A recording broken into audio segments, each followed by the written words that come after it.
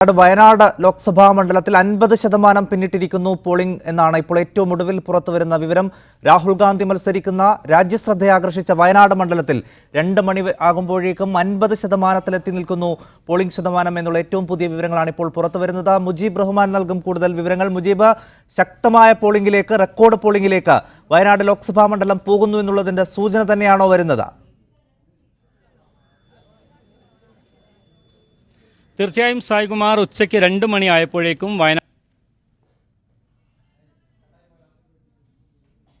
മുജീബാണ് വിവരങ്ങൾ നൽകുന്നത്. വയനാട് ലോക്സഭാ മണ്ഡലത്തിൽ ഉച്ചയ്ക്ക് 2 മണിയാകുമ്പോഴേക്കും 50% പേർ വോട്ട് രേഖപ്പെടുത്തിയെന്നുള്ള കണക്കുകളാണ് വരുന്നത്. മുൻകാലങ്ങളിൽ നിന്ന് വ്യത്യസ്തമായി അതിശക്തമായ പോളിംഗ് ആണ് വയനാട്ടിൽ നടക്കുന്നത്. രാഹുൽ ഗാന്ധി മത്സരിക്കുന്നു എന്നുള്ളത് കൊണ്ട് തന്നെ രാജ്യശ്രദ്ധയാകർഷിച്ച മണ്ഡലം കൂടിയാണ് വയനാട്. മുജീബ് റഹ്മാൻ, മുജീബ് തുടരാം.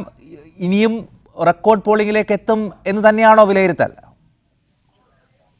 സായികുമാർ, തീർച്ചയായും കഴിഞ്ഞ തവണ 73.2% വയനാട് പാർലമെന്റ് മണ്ഡലത്തിന്റെ പോളിംഗ് നടന്നതെങ്കിൽ ഇത്തവണ ഇത് ഉച്ചയ്ക്ക് 2 മണിയോടുകൂടി തന്നെ 50% കടന്നിരിക്കുന്നു.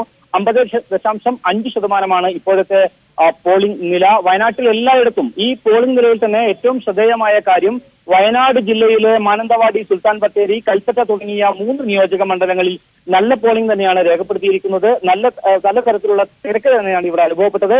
അതിരാവിലെ കാലത്ത് 7 മണി മുതൽ തന്നെ എല്ലാ ബൂത്തുകളിലും വലിയ തിരക്കായിരുന്നു. ഉച്ചയ്ക്ക് ശേഷം ഒരുപക്ഷെ മഴയുണ്ടായേക്കാം എന്ന ഒരു സാധ്യത മുന്നിൽ കണ്ടുകൊണ്ട് വലിയ തരത്തിലുള്ള ആൾക്കൂട്ടം ഉണ്ടായിരുന്നു. അതുപോലെ തന്നെ സ്ത്രീ വോട്ടർമാരുടെ ഒരു പോളിംഗ് എടുത്തു നോക്കിയാൽ വലിയ തരത്തിലുള്ള സ്ത്രീ സാന്നിധ്യം എല്ലാ ബൂത്തുകളിലും നമുക്ക് കാണാൻ സാധിക്കുന്നുണ്ട്. സാധാരണഗതിയിൽ പോളിംഗ് കുറയാറുള്ള ബൂത്തുകളിൽ പോലും ഇത്തവണ നല്ല തരത്തിലുള്ള പോളിംഗ് ആണ് ഉണ്ടായിരിക്കുന്നത്.